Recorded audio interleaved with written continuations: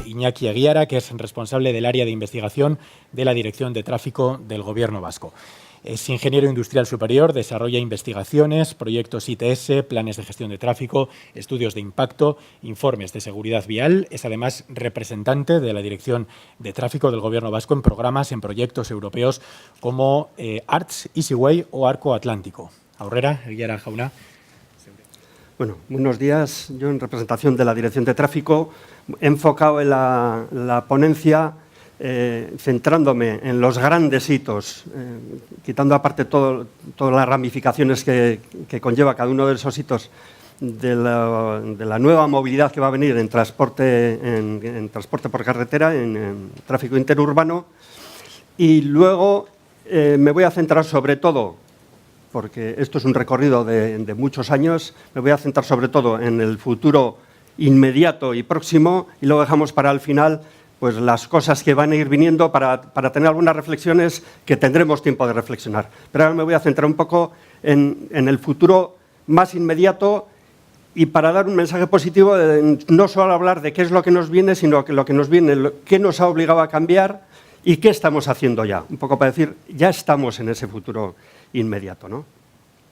Los grandes hitos de la movilidad futura van a ser el vehículo conectado, el autónomo y luego al final, pues una vez que todos los vehículos sean autónomos, se supone que habrá un sistema de coordinación de toda esa gestión, ¿no? No van a ser unos coches que simplemente ellos solos se meten por la carretera, van y vienen, sino que eso obligará a gestionar de alguna forma ese sistema de transporte. El vehículo conectado. En prensa oiremos muchas veces vehículo conectado, realmente están dando el matiz cuando están vendiendo coches vehículo conectado para tener acceso a las redes sociales y a otra serie de utilidades, ¿no? Pero en todo caso está conectado. Ahora todos los coches ya llevan, sobre todo los nuevos, los viejos no, una SIM, una tarjeta telefónica que le permite conectarse con algún sistema de telefonía. Simplemente la obligación del eCall te obliga a tener una SIM telefónica para que si te das un golpe automáticamente salte una alarma, ¿no? Esa tarjeta telefónica, bien manejada, lo que está enviando es un montón de información a ciertos servidores, a ciertos gestores de datos que están enviando ya información. Nosotros, hasta ahora, el modelo de tráfico que teníamos es un sistema de gestión. Hasta hace 4 días nos entra la información, procesamos como podemos toda esa información y de ahí tomamos decisiones. Hacemos planes, reenviamos la información a la carretera y damos órdenes a través de los paneles de mensaje variable, etcétera, ¿no? Esto más complejo es recibimos información de policía, de otros centros de gestión de tráfico, información meteorológica, sensores que tenemos en carretera, que básicamente lo que hacen es unos cacharros que en ciertos puntos de la carretera nos cuentan vehículos, pam, pam, pam, pam, y nos dicen la velocidad que pasamos, y ahí acaba un poco todo. De las cámaras la procesamos y sacamos la información a través de, enviamos información a la policía, paneles de mensaje variable, radio, etcétera, ¿no? El hecho de que los coches estén enviando información está convirtiendo a los coches mismos que circulan por la carretera en sensores. Cada coche va a ser un sensor de la carretera. Ahora mismo estamos en esa primera fase que nosotros ya estamos utilizando, simplemente están viendo sus posiciones. Yo estoy aquí y cada segundo va enviando sus posiciones. Si cada segundo voy enviando las posiciones, puedo calcular su velocidad. Manejando bien esa información, podemos sacar una información muy rica que nos permite monitorizar el estado de la carretera muchísimo mejor que antes.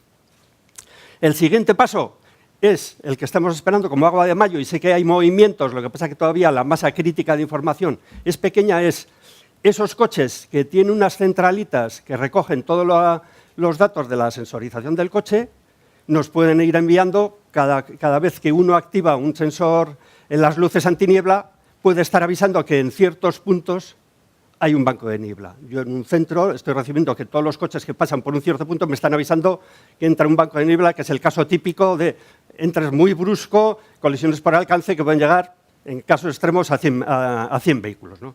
Activo los limpiaparabrisas, pues me está diciendo que está lloviendo en carretera y a su vez eso que nosotros estamos trabajando con la Agencia Vasca de Meteorología y está trabajando específicamente en productos para nosotros, a su vez nosotros le podemos devolver esa información para que la meta en la olla y procese toda esa información, ¿no? Entonces, Eso nos ha cambiado totalmente la perspectiva. En vez de tener equipamiento en carretera, que es carísimo, nos cuesta mucho mantener y da una información, da la que da, nosotros ahora somos capaces, esta es una pequeña diapositiva que les he robado a los de Tontón, de que hay un montón de navegadores, apps, una serie de cosas que nos envíen información que sirve un poco para la misma explicación que os estaba dando ahora, ¿no? Con esa información de todos los coches, cómo se están moviendo y a qué velocidades van, un simple muestreo, yo soy capaz de pintar en carretera. Esto es un ejemplo de información que tenemos ya, un poco para decir, ¿esto va a pasar? No, esto estamos utilizando ya. Somos capaces de calcular, de pintar la carretera de forma continua. Nosotros teníamos un aforador en un punto, el siguiente, si en una zona muy sensorizada, podría estar a 1 kilómetro o a 20. Entonces, en ese intervalo entre los dos sensores no tenemos ni idea de qué es lo que está pasando. Ahora podemos pintar la carretera de forma continua. Si sobre esa información añadimos la información que estamos recibiendo de policía, del 112, etcétera, que son esos simbolitos, podemos empezar a ver, a mezclar y tener una foto lo más real posible y lo más, el píxel más fino de lo que está ocurriendo en carretera. Si nosotros hacemos un zoom, aquí tenemos la información que nos llega de policía. Pinchamos en un símbolo de la obra y nos dice pues, que en tal sitio hay obras o hay aceite, en el tramo de carretera y tal. Pero no sabemos, esa información nos viene de fuera, pero no sabemos qué efectos está teniendo en el tráfico. Bueno, ¿eso está creando retenciones? No está creando. Si está creando retenciones, ¿de qué longitud son? No tenemos ni idea. Por otro lado, en cambio, los vehículos que están enviando sus posiciones de forma automática no saben lo que está pasando, pero de repente, si nosotros sabemos que hoy, miércoles, a estas horas, por ahí se está circulando, normalmente se circula pues, a 100 km por hora y un montón de vehículos me están enviando información que ahora están circulando pues, a 60, 60, 60, ahí pasa algo. Se está circulando de forma anormal respecto a lo que se debería circular y nos dicen, ahí tienes un problema. No sé lo que es, tiene esa longitud la cola, pues son, ahí bien, no veo los datos, son 5 kilómetros de retención y el retraso que está produciendo la retención pues son 3 minutos, ¿no? Entonces ya empezamos a juntar información nuestra propia que llega de nuestros sistemas con esa información que llega de los sensores y empezamos a tener la foto mucho mejor. Esta es otra representación que si ahora cogemos uno de los tramos de carretera, en vez de ver toda la red y queremos centrarnos en un tramo de carretera, para analizar qué está pasando en una retención, pues podemos coger, pinchamos en uno de los tramos y aquí tenemos la representación lineal. Arriba tenemos dibujados los coches que nos están enviando, una representación de los coches que nos están enviando su información de posiciones. En esta gráfica podemos poner de esa información de tráfico dónde tenemos obras. Aquí vemos las velocidades a las que se está circulando. Esta sería la velocidad normal un día de estos a estas horas y esta es la velocidad real que hoy se está circulando por ahí. Esta es la retención que nos está produciendo en la última hora. En lo azul es que están circulando los coches según van avanzando por la carretera, va pasando el tiempo y con esa pendiente. Y aquí tenemos un problema gordo, tenemos una retención posiblemente provocada por esas obras porque nos ha quitado capacidad, ¿no? No solo eso. Si cada minuto me refrescan la pantalla porque me están dando la información de tráfico en tiempo real, esto ya es un desarrollo propio que hemos trabajado y decimos, cuando me refresque la pantalla, los datos del último minuto, guárdamelos y hazme esta representación. Dibújamelos en una carretera, en una gráfica así. Esto es una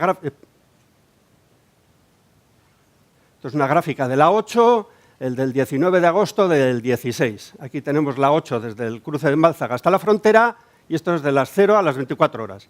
Y aquí podemos ver que durante todo este tiempo y kilómetros no ha habido problemas porque se ha circulado en verde, se ha circulado de forma habitual y aquí hemos tenido unas retenciones grandísimas, pues era uno de los controles famosos que monta la policía francesa en aquella época, ¿no? Que empezaron pues, a las 8 o 9 de la mañana, duraron hasta las 12 de la noche y en la gráfica del día siguiente seguirán, ¿no? Y alcanzaron una longitud pues, de 16 kilómetros.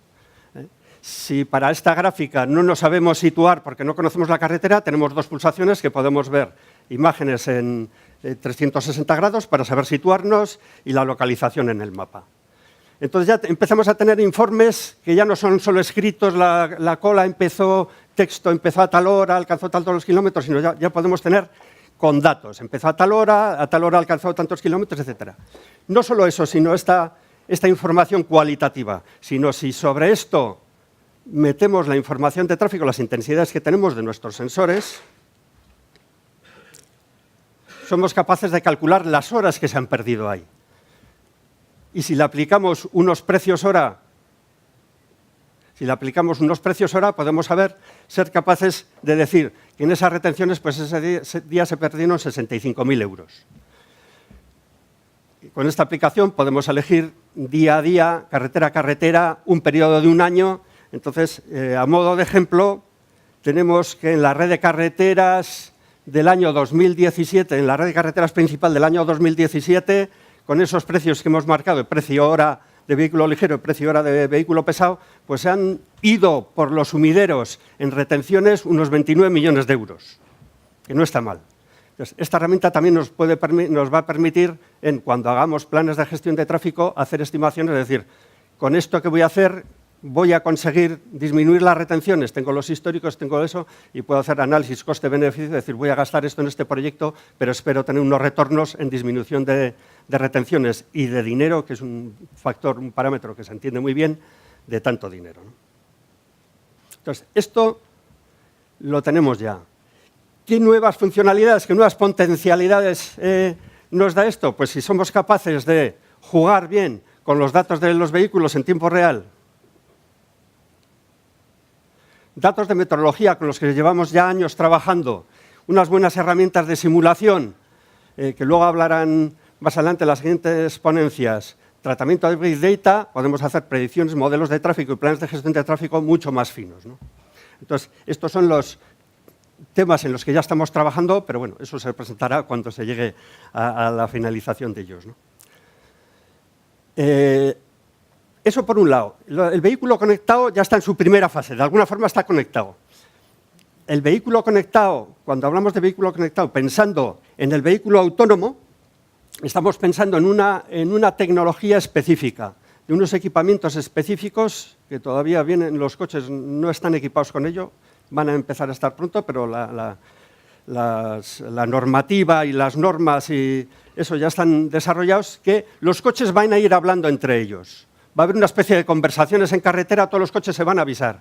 Un ejemplo muy claro es, yo aquí tengo un semáforo que está en verde y alguien cruza y me obliga a pegar un frenazo y el sistema de asistencia al frenazo de emergencia, además de que se me encienden las luces de atrás, automáticamente está diciendo a todos los coches que les vienen atrás, a todos los de la zona, estoy frenando de emergencia. El coche de atrás recibe esa señal, pega un frenazo y para cuando el conductor ha analizado la situación, ha visto eso, pues ha evitado una colisión por alcance y al conductor no le da tiempo ni a quitar el pie del acelerador, ¿no? Eso es uno de los ejemplos más fáciles de visualizar. Entonces, va a haber unos equipos de comunicaciones de vehículos entre ellos, de corto alcance, más unos equipamientos en carretera también más o menos de corto alcance que luego se enviarán a los centros, ¿no? Pero eso ya es un futuro medio en el que ahí simplemente tenemos que estar atentos a qué es lo que se cuece para cuando llegue el momento estar preparados para jugar el papel que a nosotros nos corresponda. ¿Qué papel le va a corresponder a la administración? Pues, ¿qué conversaciones va a haber, por llamarlo de alguna forma? ¿Qué datos se van a manejar? ¿Con qué latencia los tengo que manejar? Cuando te pego un frenazo de emergencia, la latencia tiene que ser muy corta, tiene que ser inmediata la información. Entonces, eso tiene que ser la conversación en un ámbito muy corto. Otra información, no obstante, esa información también yo la puedo enviar a un centro, que aunque haya un proceso y la latencia sea más largo y podemos llegar al segundo, pues puedes avisar a los que vienen aguas arriba para evitar esa congestión, ¿no? Pero va a haber como dos niveles de conversación. ¿Cuál es el papel nuestro ahí? Tendremos que participar en definir la sintaxis de cómo se abran los coches, qué contenidos, qué información se van a intercambiar, quién va a gestionar esos datos, cómo se van a gestionar. Los equipos en carretera, ¿quién los instala? ¿Quién los mantiene? Entonces, ahí sí que son los retos que nos van a venir cuando eso se empieza a generalizar, pero todavía estamos a tiempo de estar atentos, ir mirando qué es lo que se cuece en ese ámbito y ya tomaremos las decisiones oportunas, ¿no? El vehículo autónomo tendrá que estar conectado para que funcione. El vehículo autónomo lo que se da por admitido es que va a ser un proceso progresivo de incorporación cada vez más de funcionalidades y de sistemas de ayuda a la conducción. Un ejemplo muy fácil es de mantenerse en el carril, que cuando el vehículo detecta que te estás yendo al carril te avisa o te corrige, etcétera. Y la fusión de esas funcionalidades hasta llegar a funcionalidades de más alto nivel. Y pasaremos progresivamente de situaciones en las que el conductor hace todo, maneja el volante, los mandos, etcétera, y monitoriza todo el entorno, hasta llegar a la fase final en la que el coche hace todo. Habrá fases intermedias que todavía están sin definir, se está hablando y tal. Habrá periodos o zonas en las que el vehículo podamos librarnos, dejamos el volante y él coge el mando. Autopistas, tramos de autopista, carriles, y cuando salimos de esa zona volvemos a coger el control. Ahí va a ser un desarrollo progresivo que va a durar muchos años y eso todavía, pues ahora simplemente está en la fase de conversaciones en función de la perfección, de la calidad y la garantía y la seguridad que nos den los sistemas de ayuda a la conducción. Entonces, eso será progresivo. Perspectivas, prospecciones de implantación, pues esta es una de tantas que entrando en Internet puedes encontrar. Esta es una que he encontrado de unos estudios de la Unión Europea. Ya vemos que estamos hablando en el 2070, ¿no? De ventas, optimista, pesimista. En todo caso, estamos hablando de largo plazo, porque va a ser complejo. Sobre todo, la fase intermedia de coexistencia de vehículos con alto grado de automatización y vehículos sin ningún grado de automatización. En un principio, un vehículo autónomo podría proporcionar una mayor capacidad de carreteras porque es capaz de, mediante radar, seguir adelante con esa funcionalidad de atascos o de congestión. Va midiendo la velocidad, va adaptando la velocidad porque sabe frenar. Entonces, la distancia entre vehículos podría ser mucho más pequeña porque la distancia de vehículos en coches normales viene marcada por la velocidad y la capacidad de reacción del conductor, que puede estar entre los 3/4 de segundo, el segundo por ahí. Entonces, podríamos llegar a los pelotones mucho más cortos porque andaríamos en seguridad. El coche maneja todo. Pero si estamos mezclados con coches conducidos por personas, entonces ya la cosa no está tan clara. Se han hecho pruebas y cuando se han mezclado se ha visto que los usuarios, las personas, tendían a disminuir la distancia entre vehículos. Se venía por un efecto no sé cuál y se veían arrasados y se disminuían ellos mismos la distancia entrando en peligro. A su vez, los que manejaban, los que controlaban, los que gestionaban, los que programaban los coches autónomos, por si acaso, lo que hacían es, les ponían en modo seguridad. Si tú eres capaz de hacer esto, le daban un margen de seguridad que lo que hacía es, en vez de ganar capacidad en las carreteras, lo que estábamos haciendo es perdiendo, porque le poníamos en modo seguro. En todo caso, el progreso de esto va a ser muy lento. Ahora estamos en ese debate de los coches eléctricos y tal. Es un debate mucho más claro y tenemos el gran debate en la prensa. Esto va a ser mucho más complejo. Respecto al coche autónomo, pues hay una serie de preguntas que están sin resolver, enmarcado en negrilla, las que nos van a tocar a nosotros, que simplemente las dejo para que, a modo intelectual, vayamos pensando en ellas, pero no tenemos prisa porque hay tiempo para ellos. Pero hay algunas que nosotros sí que tenemos que ir pensando y en algún momento nos tocará ponernos las pilas, ¿no? Hemos oído mucho, ¿quién es el responsable de un accidente? En un coche autónomo, el vehículo, el fabricante, el conductor. Ahora está muy fácil, ahora la ley dice, en todo caso el conductor deberá llevar el control de la situación en todo momento, ¿no? En ese momento se complicará la cosa. Los vehículos autónomos van a necesitar muchos datos. ¿Qué datos van a necesitar? ¿Cómo se va a gestionar esa cantidad de datos generados? ¿Quién la va a gestionar? ¿La administración? ¿Serán agencias privadas? No sabemos. ¿Será factible conectar los vehículos autónomos a un controlador central? Pues será factible y posiblemente sea necesario. ¿Cuáles son los juicios éticos implicados en el vehículo autónomo? Ese ejemplo sale muchas veces. Cuando un vehículo autónomo de repente le sale por la acera, por un sitio por donde no se debe cruzar, un chaval siguiendo una pelota y además cruza no sé quién, el vehículo es capaz de identificar la figura y saber lo que es y tiene que tomar la decisión de qué es mejor. Si me salgo de la carretera con riesgo de matarme o a la velocidad que voy le atropello pero no le hago nada. Bueno, pues esos juicios éticos también están ahí sobre todo en el ámbito universitario intelectual, ¿no? ¿Qué modelos nuevos de negocio pueden aparecer? Ahora mismo lo que os he comentado de los datos ya es un nuevo modelo de negocio. Nosotros, en vez de estar poniendo equipamiento en carretera que nos cuesta un dineral mantenerlo y la tasa de fallos es altísima, estamos recibiendo un servicio que nos sale mucho más barato que lo otro y de mucha mayor calidad. Pues ya es un nuevo modelo de negocio, ¿no? ¿Tendrán que someterse a un examen para obtener la licencia a conducir los vehículos autónomos? ¿Cómo será? ¿Cómo administraremos la mezcla de vehículos autónomos y vehículos conectados? Yo creo que esa fase intermedia, lo que he comentado antes, va a ser la más compleja y cuando llegue a ver cómo lidiamos con ella, ¿no? ¿Será posible la retroadaptación de hacer autónomo un vehículo que originalmente no lo era? ¿Tendrán los conductores el derecho y libertad de anular decisiones del controlador? En un momento dado cojo el volante y yo tomo el control. ¿Anulará eso luego quién es el responsable del accidente porque variaste las condiciones? ¿Cuál es la percepción de los usuarios? Que a mí me gusta conducir, no quiero que me lleve un coche, etcétera, todas esas historias, ¿no? ¿Cuáles serán las nuevas necesidades de educación y formación? Eso nos va a afectar al área nuestra de formación y educación completamente, ¿no?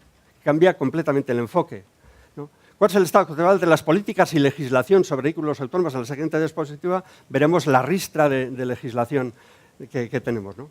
¿Se reducirá la congestión de tráfico?